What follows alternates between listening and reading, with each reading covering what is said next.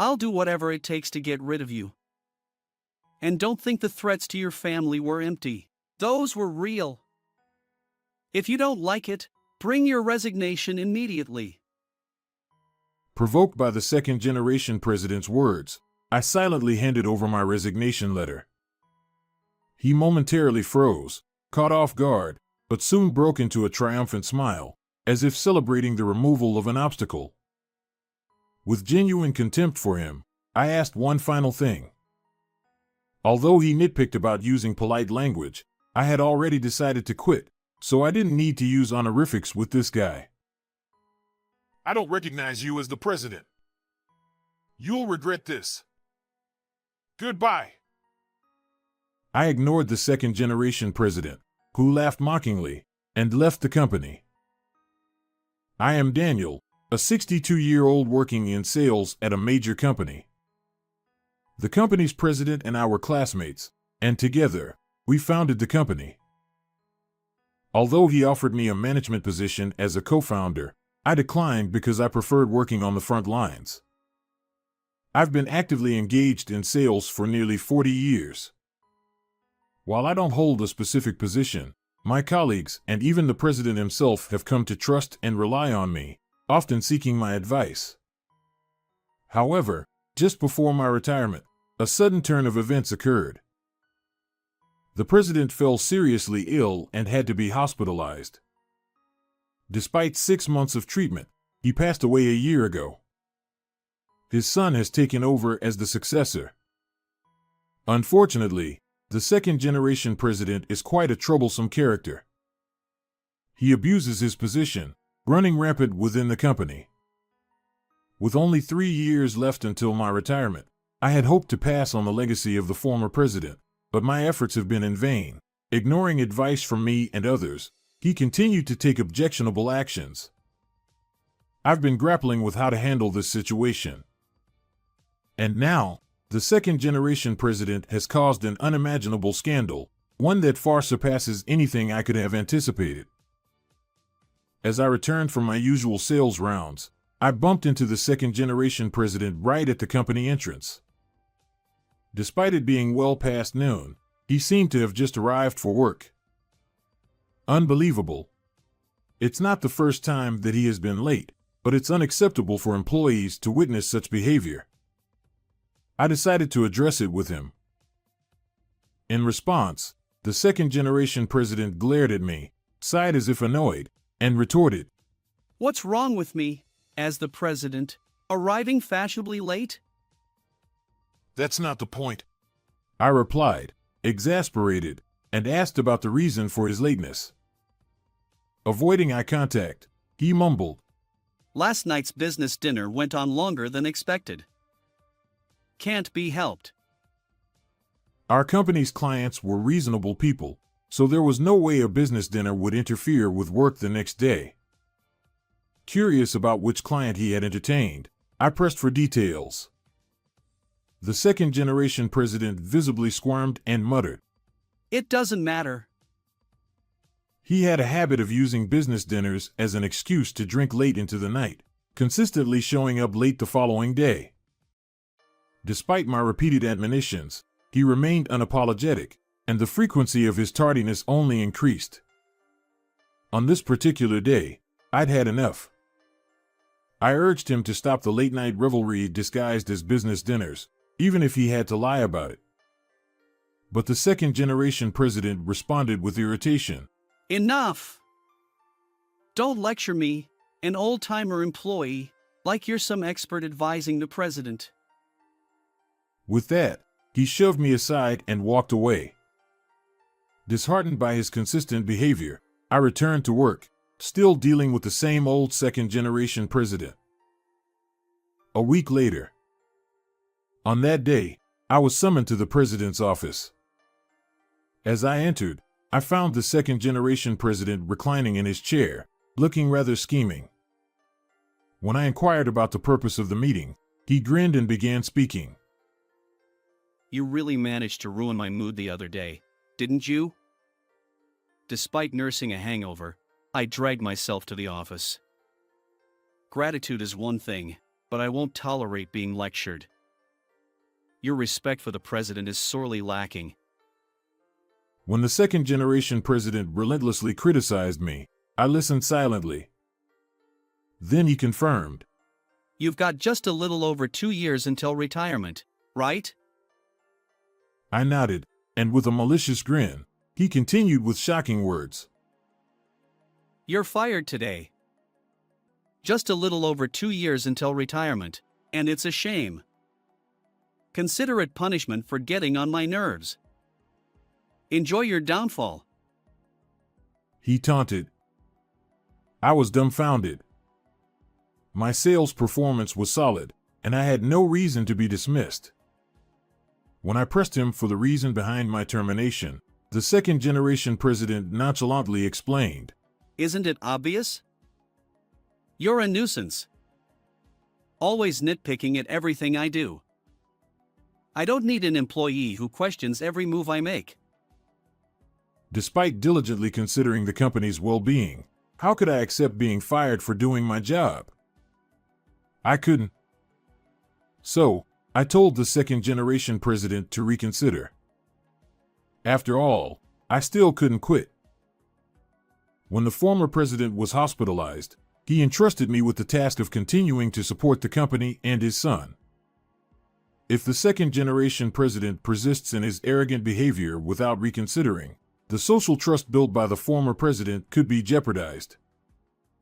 Desperately trying to persuade him, I faced the second generation president's mocking laughter. Even without you, I've managed the president's duties admirably this past year. Our business is thriving, and revenue is up. Besides, why pay a pension to an old-timer like you when we could hire young talent? So, no retirement package for you. Despite my modest salary compared to his extravagant drinking expenses, I sternly replied, the company's success is due to the collective efforts of employees.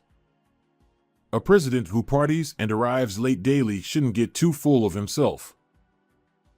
Plus, if I'm fired now, a major contract I handle might be canceled, causing significant losses for the company. But no matter how much I explain, the second generation president remains unyielding, even shouting, Shut up. Anyone can do your job. Is your plan to sweet-talk me into working until retirement? Not happening. And so, the cycle continues, firmly set on firing me.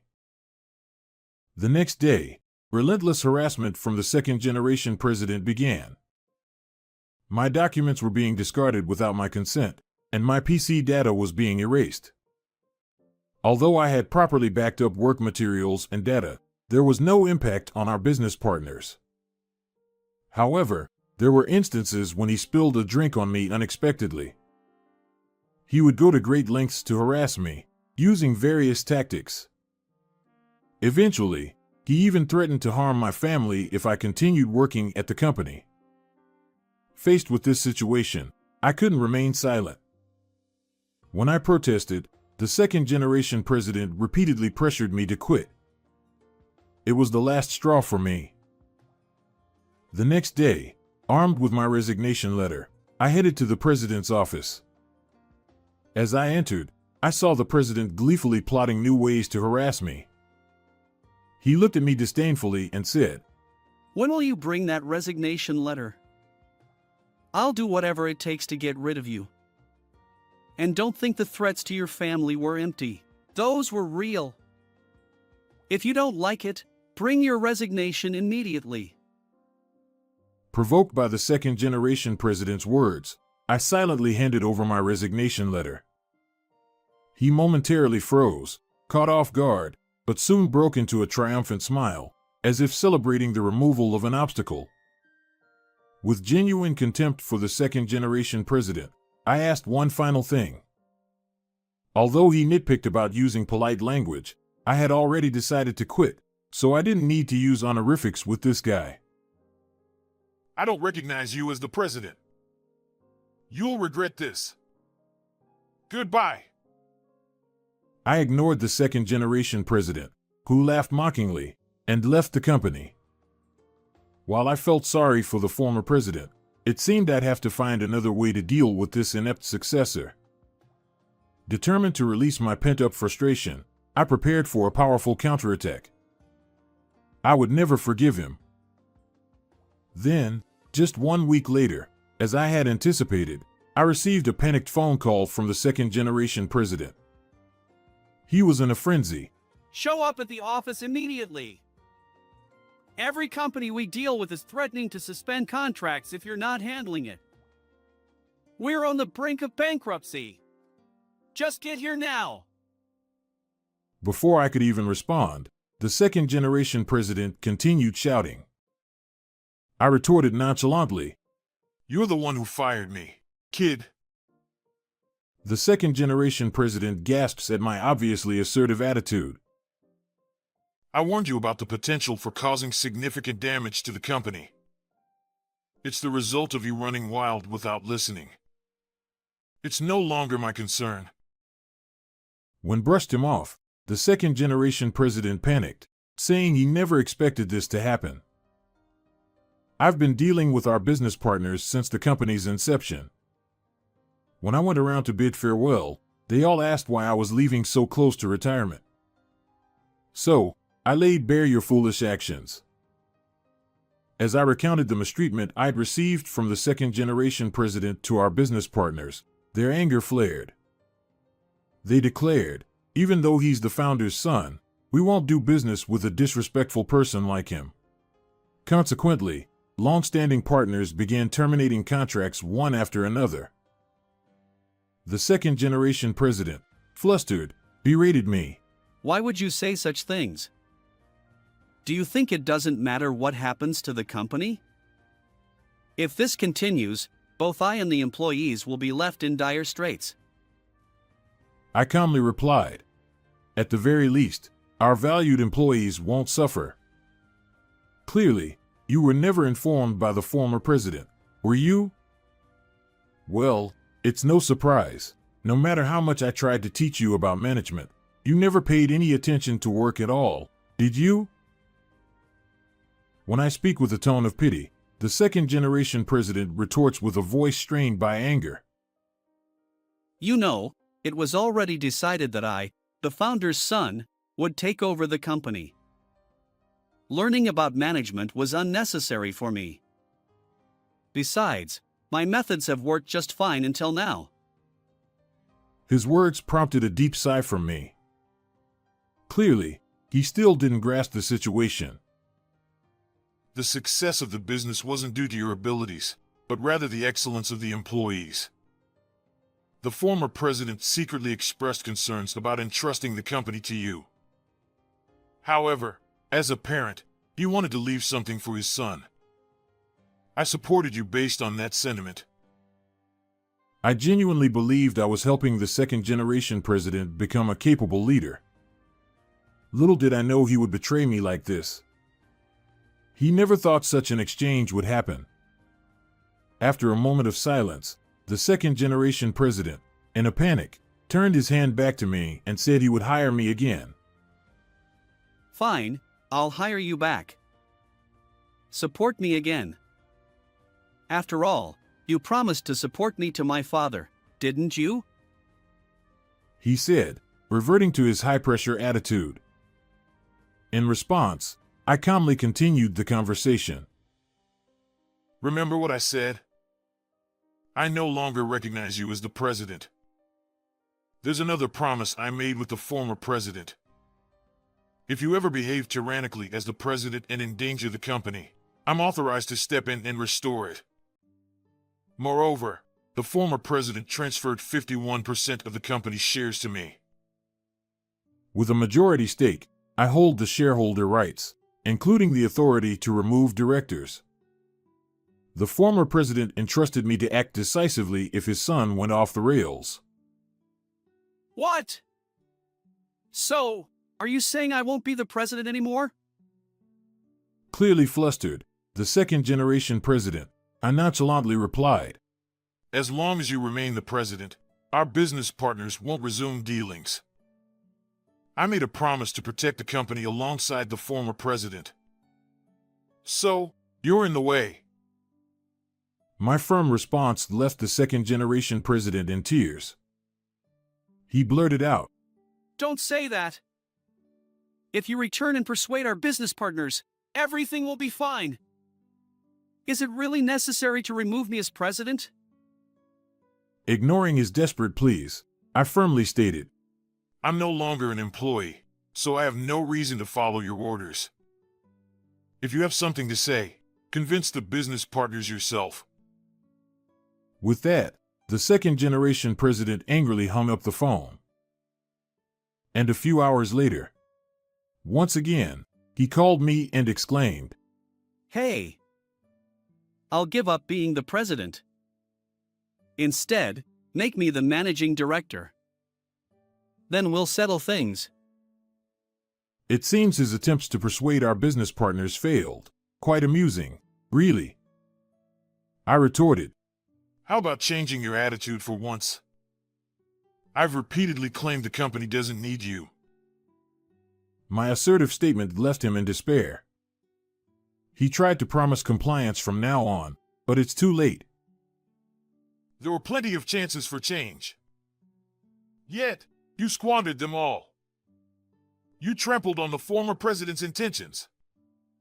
So, live with regret for every action you've taken. As I delivered this stern message, he fell silent, tears streaming down his face. But there's no room for sympathy. I conveyed my final thoughts and ended the conversation with a sense of satisfaction. Subsequently, the second-generation president was indeed dismissed as I had declared.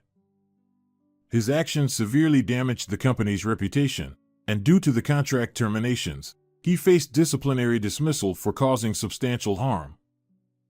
The once haughty former second-generation president, who had pushed me out with such arrogance, ultimately faced condemnation from all employees and was ousted from the company. Since then, he managed to find another job, but due to his incompetence, he was quickly fired, losing all his confidence. Having exhausted his meager savings, he now seems to be barely scraping by, worn out from doing backbreaking day labor. As for me, I returned to the company, apologized to our business partners regarding the recent events, and managed to renegotiate contracts upon my return. Although I temporarily assumed the role of president, I entrusted capable and trustworthy employees to lead while I resumed vigorous business operations. With the remaining time until retirement, I intend to honor the promise I made with the former president and safeguard the company. How did you find this story? If you enjoyed it, consider subscribing to our channel. And until next time, take care.